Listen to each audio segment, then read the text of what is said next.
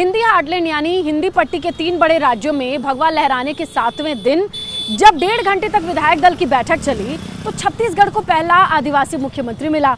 लेकिन मध्य प्रदेश को लेकर के अभी भी सस्पेंस बरकरार है। कहा यह जा रहा है कि सोमवार को वहां विधायक दल की बैठक होगी और संभव है कि सीएम का नाम सामने आ जाए। लेकिन कुल मिलाकर के राजस्थान हो, मध्य प्रदेश हो, सियासी सस्पेंस कुर्सी कथा को लेकर बरकरार है।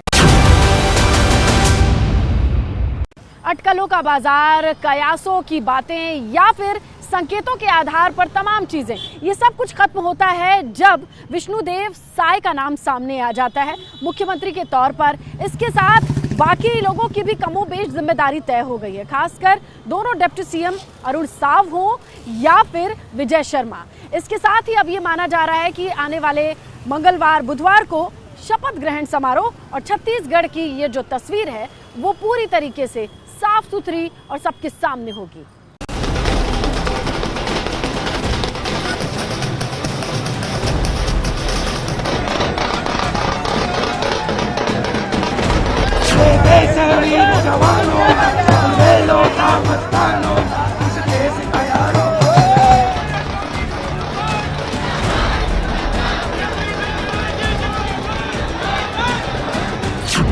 ये तस्वीर छत्तीसगढ़ का सियासी भविष्य है।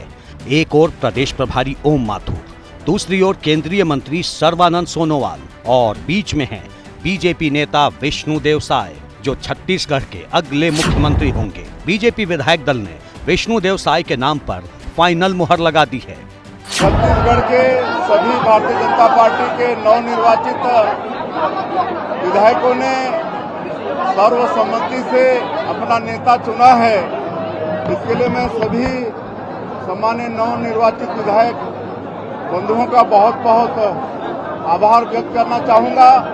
साथ ही साथ छत्तीसगढ़ में भारतीय जनता पार्टी की बड़ी सफलता के लिए छत्तीसगढ़ के लाखों कार्यकर्ताओं को भी धन्यवाद देना चाहूँगा। विष्णुदेव साय वो नाम जिसे न सिर्फ सीएम की रेस में आगे माना जा रहा था, बल्कि उनके सीएम बनने की भविष्यवाणी 1 महीने पहले 9 नवंबर को गृह मंत्री अमित शाह कर चुके थे। जगह थी विष्णुदेव साय का विधानसभा क्षेत्र कुनकुरी। विष्णुदेव जी हमारे अनुभवी कार्यकर्ता है, नेता है, सांसद रहे, विधायक रहे, प्रदेश अध्यक्ष रहे। एक अनुभवी नेता को आपके सामने भारतीय जनता पार्टी लेकर आई है। आप इनको विधायक बना दो, उनको बड़ा आदमी बनाने का काम हम करेंगे। यानी विष्णुदेव साय के नाम पर मुहर भले ही अब लगी है, लेकिन बीजेपी नेतृत्व तो पहले ही तय कर चुका था कि अगर छत्तीसगढ़ में बहुमत मिला तो मुख्यमंत्री कौन होगा।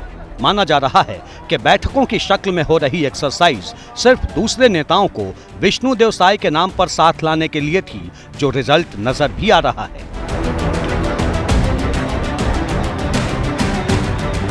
मुख्यमंत्री के रूप में विष्णुदेव साय के चयन से बीजेपी दफ्तर में जश्न का माहौल है। ढोल नगाड़े बज रहे हैं, कार्यकर्ता नाच रहे हैं, हर एक चेहरे पर खुशी के भाव हैं।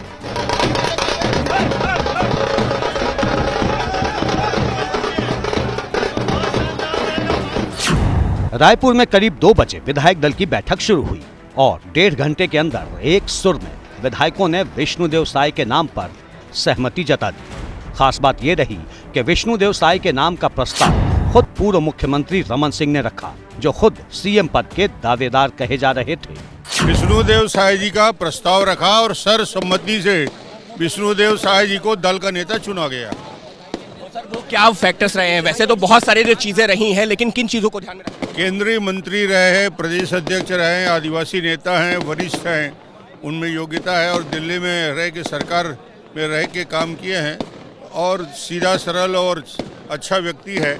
इन सारे बातों को लेकर विष्णुदेव जी का नाम का चयन। विधायक दल की बैठक में सारे लोगों ने मिलकर के सर्वसम्मति से विधायक दल का नेता चुन लिया।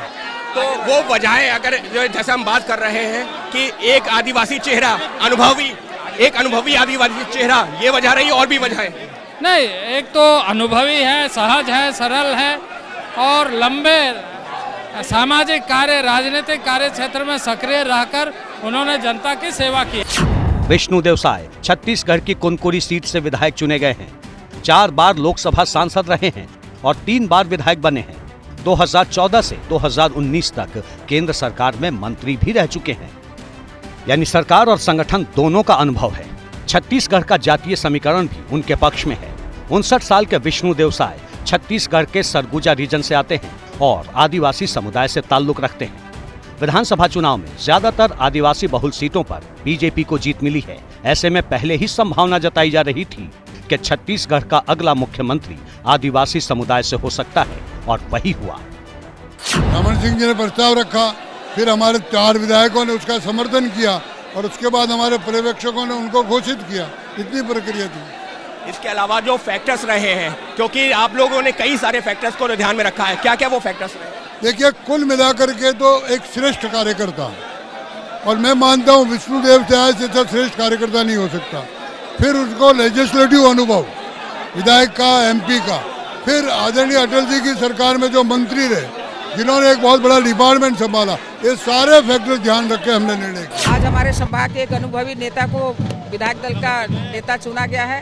अब ये हमारे मुखिया के रूप में छत्तीसगढ़ प्रदेश में काम करेंगे और हम लोगों की एक बहुत बड़ी टीम है और पूरी टीम मिलकर छत्तीसगढ़ प्रदेश की जो आकांक्षाएं हैं उसको पूरा करेंगे। बहुत अच्छे व्यक्ति हैं, हमारे पहले पूर्व प्रदेश अध्यक्ष हैं, बहुत सहज हैं, सरल हैं, विनम्र हैं। गांव के सरपंच से राज्य की सत्ता तक का सफर तय करने वाले विष्णुदेव साय को केंद्रीय नेतृत्व का करीबी माना जाता है, लेकिन उन्हें मुख्यमंत्री बनाने के पीछे यही एक वजह नहीं है। बीजेपी की रणनीति छत्तीसगढ़ के जातीय समीकरण, राज्य के भूगोल और पर्यवेक्षकों के नाम में छिपी है। नंबर 1, छत्तीसगढ़ आदिवासी बहुल राज्य है। नंबर 2, राज्य की सीमा देश के दूसरे आदिवासी बहुल राज्य झारखंड से लगती है। नंबर 3, झारखंड के मुख्यमंत्री रह चुके अर्जुन मुंडा खुद आदिवासी समुदाय से आते हैं। उन्हें छत्तीसगढ़ का पर्यवेक्षक बनाया गया था। यानी बीजेपी छत्तीसगढ़ से निकले सियासी संदेश का फायदा 2024 के लोकसभा चुनाव के साथ आने वाले झारखंड विधानसभा चुनाव में भी उठाना चाहती है। साफ लफ्जों में कहें तो बीजेपी की कोशिश एक साथ कई लक्ष्यों को साधने की है।